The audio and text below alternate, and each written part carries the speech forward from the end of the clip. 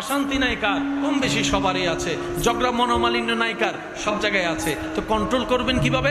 ধৈর্য দিয়ে, সহ্য দিয়ে। পৃথিবীর কোনো বিদ্যালয়ে ধৈর্যের শিক্ষা দেওয়া হয় না, সহ্যের শিক্ষা দেওয়া হয় না, ক্ষমা দেওয়ার শিক্ষা দেওয়া হয় না।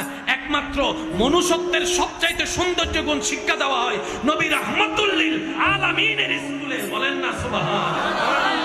সেজন্য ডাক্তার বানান আর ডক্টর ইঞ্জিনিয়ার যা বানান বানান, আমরা দোয়া করি আল্লাহ আপনাদের স্বপ্ন পূরণ করুক। তবে এতটুকু বলি, আগে সন্তানটাকে মুসলমান বানান, পাক্কা মুসলমান বানানোর জন্য একটু সহযোগিতা করেন।